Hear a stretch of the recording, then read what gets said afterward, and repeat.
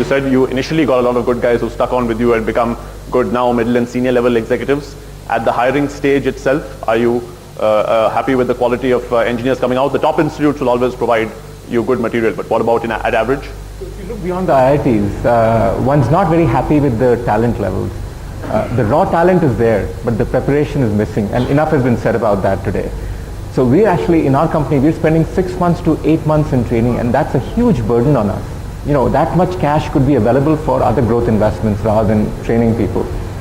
That said, I think the bigger problem is finding mentors and managers. So we have no difficulty in finding talented youngsters or youngsters with raw talent. You can find hundreds of them every year in MP. But who's going to train and mentor them in MP? Once we have them in place, once those guys are willing to relocate to MP because good schools exist there for their young kids, or we've seen problems like the two-body problem where the wives can find good jobs. If wife is an attorney, can she find a law firm to work at or what have you? So once those problems are tackled with, so I think it's a very complex problem. If we can really accelerate growth on all fronts, a lot of things will come into place. Right. So Sunny, complex problems is something bureaucrats deal with all the time. You're an IIT graduate yourself. Education, how do you raise the level of the average university even to, as what Mr. Karnik was calling, basic levels of employability? I would divide this conundrum into two parts really. One is employability, which really is upgrading of the skill levels, the skills that you impart to people. I would concede readily that the kind of knowledge base that we have in Madhya Pradesh needs a large scale improvement in terms of knowledge base as also in terms of employability. But in the short run, upgrading skills to via that finishing school route of any which kind is a very quick kind of a solution which works. And I'm sure the first generation IT entrepreneurs who are going to enter Madhya Pradesh, we will be ready to cooperate them, always willing in our universities. The RGTU is already in touch with industry, in particular in the knowledge industry area. And I'm sure we can do a lot of work in very quick time to facilitate this. Mr. Vesh, would you concur with what most of us Sani said, not just as PS Industries, but as a part of a bureaucracy which built a generation of bureaucrats who, that critical skill of learning how to learn, not necessarily being taught one skill, but constantly upgrading yourself in different jobs. You keep getting transferred from different ministries and you figure out stuff on your own. How do you inculcate that skill into an education system?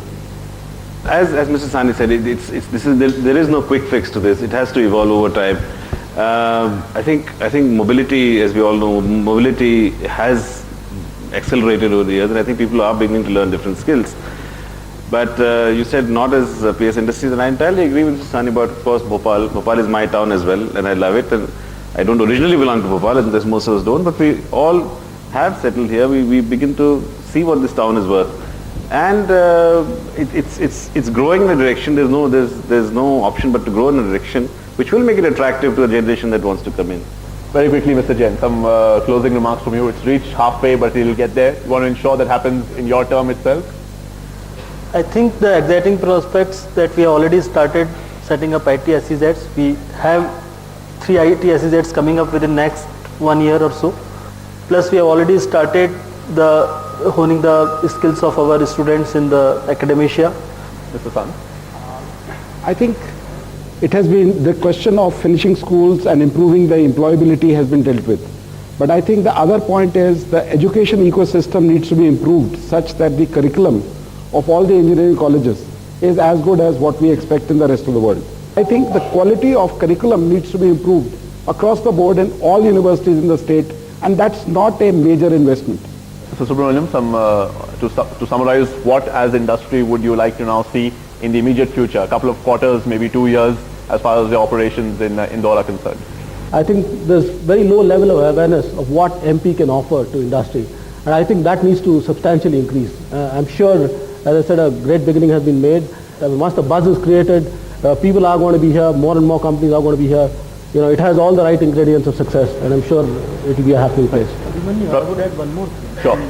The very good system of bureaucracy in Madhya Pradesh whichever party is in power, it doesn't matter much. There is a continuity in the policies. So you've got the stability, you've got, as Nakul was saying, lots of attributes which the rest of India or even the world may not know about. But once that's all there, now what? What would you like to see in terms of, just giving that spark to create, say, a Google out of Madhya Pradesh? I think it's the risk capital. If we can bring in risk capital, then I think that's the way we in the state can break away from everybody. Because if the entire India is going to see growth, or all urban centers are going to see growth. But the key issue now is how do we race ahead? Right. Mr. Kani, we've talked about Calcutta over and over again. We've seen a city which nobody gave a chance come from absolutely zero to now almost being on the verge of being a top tier city for IT. So it's definitely achievable. Absolutely. I don't doubt it's achievable at all. But just 2 points I want to make which may be critical and which may stir things and may propel Madhya Pradesh into a leadership position. One is, policy. Every state has policies that are almost the same. It is really implementation. When you say single window, yes, single window, but how long does it take? When you say we give permissions, how long does it take? Is there corruption in the system? If Madhya Pradesh can be a leader in terms of setting an example of speed and quickness as it has done in some other areas, there will be lots of people who would want to come here because the other things are there. The second one is something that interests me on a much broader plane where I think Madhya Pradesh can be a leader. I was delighted to hear the special education zone. It's an idea I've espoused for some time, and I hope that the concept that's going to shape it, and I would urge the Madhya Pradesh government to do this and really take leadership, is to do what the SEZs were intended to do, which is to liberate that part of the zone from what you would call all the rules, regulations and bureaucracy that tend to strangle the institution. So let there be a special education zone in which educational institutions can come in with complete freedom. I think it will be a great experiment. Madhya Pradesh can be the leader to get it done, and around that you could evolve a Silicon Valley as happened around institutions in the US. The last word, Mr. Sani. Will the state government let that happen? I have noted down in my mind everything that's been said today, and I can assure you the state government is willing to work on any model which is viable, or a mix of them. That's all I can say. Gentlemen, thank you so much for joining us on this special CNBC TV18 panel called Destination Madhya Pradesh. Thank the members of the audience as well. We've had a great session, and let's see if Madhya Pradesh can indeed emerge as not just the heart of India as it already is, but the heart of Indian IT as well. Thanks so much for joining us. Do stay tuned to CNBC TV18.